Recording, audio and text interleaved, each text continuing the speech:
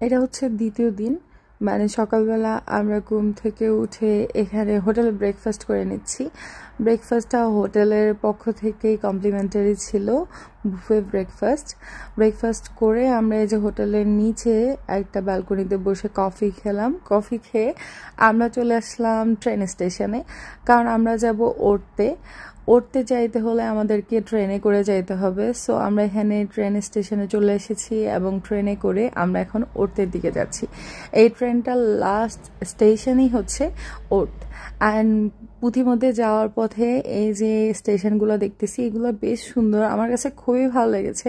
এদের রেলওয়ে সিস্টেমটা খুবই ডিসিপ্লিন মেনটেন করে রেলওয়েটা, এবং সব কিছু আমার কাছে ওভারঅল 10 on 10 লেগেছে।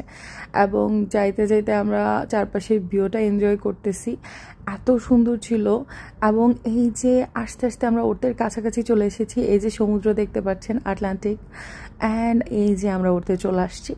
এখানে আমরা উঠতে স্টেশনে নেমে প্রথমে কফি নিয়ে নিলাম, কারণ কফি খেতে হবে, আমার জার্নি করলে কফি খেতে হয়।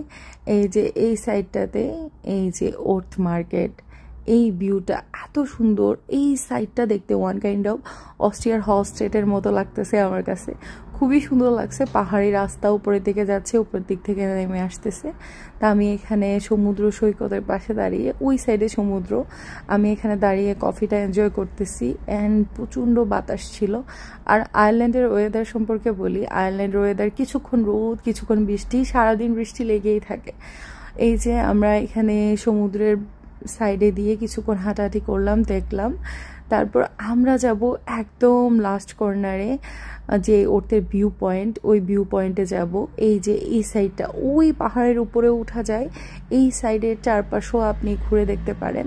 এই যে এখানে দেখতেছেন অনেকগুলো ছোট ছোট জাহাজ এখানে বন্দরের মধ্যে।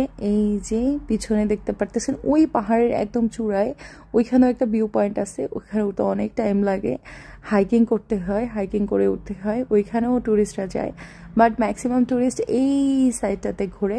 এখানে একটা টাওয়ার আছে, ওই টাওয়ারে উঠে ভিউ পয়েন্ট, ওইখান থেকে পুরোটা দেখে। এই সাইডটা আমরা ঘুরলাম, খুবই সুন্দর।